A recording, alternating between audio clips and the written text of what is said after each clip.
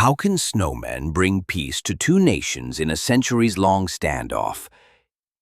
A building stood in the neutral zone between the rival nations of Stovakistan and Pekrain. Inside, a room with a long conference table, built to hopefully host peace talks someday. Two female statues, one at each end of the table, silently witness the 24/7 presence of guards who stood in 2-hour shifts, one guard from each country. One must always be prepared, for peace might break out. One sweltering shift, the air conditioner broke. Yuri guarded the Stovakistan side, Nikolai the Pekrain side. Both stood rigid and unmoving, symbols of their nation's unwavering resolve. Deviation meant severe punishment, but today they sweated in the heat, the statues glistening as if sharing their misery.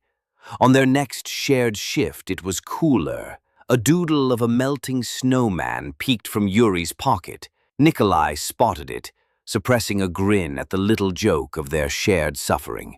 Later, a pesky fly tormented them their entire shift. The statues seemed to grimace in sympathy. On their next shift, a hand-drawn snowman wielding a fly swatter peeked from Nikolai's pocket. Yuri's jaw clenched, trapping his laughter. Over months, snowmen sketched in various relatable situations popped up. These hidden doodles became their secret language.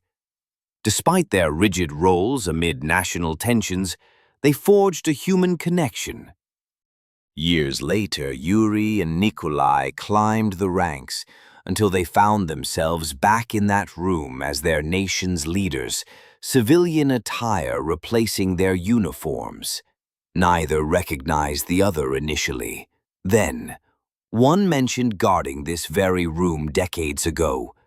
The other mentioned doing the same. Soon they realized they were those two guards.